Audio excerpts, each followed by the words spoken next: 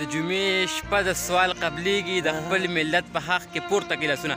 ملګرو سلامونه مو واخلئ را سره څنګ کې د په شعر ماین او په ټپه ماین او په سندرې ماین را سره عباس خان را سره موجود دی. عباس خان مننه کومه شکریه ودا کومه. اما چې هغه بلې ویډیو جوړه کړې وه نو هغه خلکو ډېره خوښه کړې وه. کله چې ما تا نه هغه بلې ویډیو وکړله نو بیا تاسو ته خو بیا چا نه ویل چې ستاسو ویډیو مو سوشل میډیا باندې راغلې وه. تاسو چې کومه ویډیو ورکړې وه ستاسو ډېره اول مهرباني مننه. اورې دا ټول محله کې ټولو کتلې وه ټولو خلکو ورته ویله بلکل ویرانه شوې وه خلکو دا هغه عباس چې ټیک ټاک کوي. بلکل او جي نو ویډیو باندې ماشاءالله تاسو فیمس شولې تاسو مشهور شولې او غونډه پښتونخوا ماشاءالله ستاسو پین شولې او خپل مینهوالو خپل پین ته څه جواب ورکړې؟ یاره زه دا جواب ورکوم که نه ما ټیک ټاکر ته وخېجوئ ستاسو به ډېره مهرباني شکریه. په زړه یې څه ارمان دی؟ نو عباس خان په زړه دې څه ارمان دی چې حکومت ته څه وکړي؟ په زړه مې دا ارمان دی چې حکومت ماته دا وکړي او وډیکیشن کابینونه له وکاږي دکان بلکل دکان او یا مې کرکټ پېښور زلمي کړي. کرکټ څنګه چې هغه شهزاد خان د دیر دی هغه څنګه د کرکټ د پېښور زلمي څه مشر دی که نه جي نو دغه انشاءالله موږ هم جاوید افریدي ته ملګرو دا ویډیو ورسوو چې دا هم د کرکټ یو لوبغاړی کي او هلته دله د میاشت یو تنخوا ورکوي. دغه نه خوښ یې که نه ټیک ده سر ځکه جره پښتو ژبې دپاره کار کوي محنت کوي پښتانه ټول دنیا کې پښتانه ښکلي دي خپله روزي ګټي خپله حلاله روزي ګټي.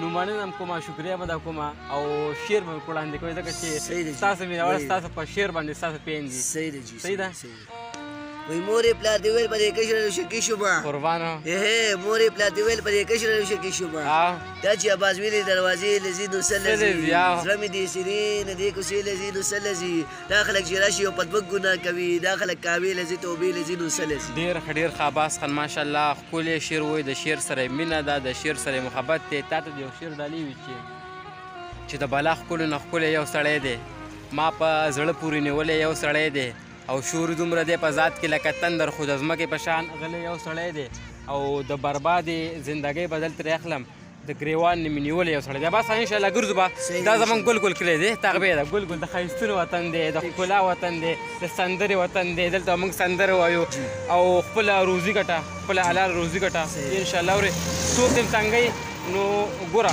سپي غاپي او کاروان مخکې تېرېږي. صحیح ده ته به د خلکو په خبرو پسې نه ځې خلک به تا څه هر څنګه خبره کوي تا ته به مارګونه اخیستی خپله روزي ګټې حلاله انشاءالله خلک به هر څه خبرې به کوي خو ته به موږ به چې کوم دی زموږ چې کوم میشن دی د پښتو د پښتون اولس خدمت دا به موږ به جار کوو ملګرو. دا زموږ ګل کلی دی کامران کلی او ورخوانې د دوی کلی دی بسم الله کلی ده مخامخ او ګل تغبې دی انشاءالله ملګرو په دې خپل کلي کې به ګرځو د پښتو ژبې خدمت او عباس خان چې څو خبرې آخر کې بس پیغام ورکول غواړي؟ بس دا خو مې ترجمه ده یاره چې ما خو خلک دغه ته ورخېږي کرکټ میچ ته او که کرکټ میچ نه وي یا دوکان نه وباسي وړو کې بس په هغې کې به خوشحاله یم. بلکل بس ملګرو د ده غږ واورئ او دا حکومتي چارواکو ته ورسوئ. الله پاک به تل خوشحاله آباد او بریالي راته ساته.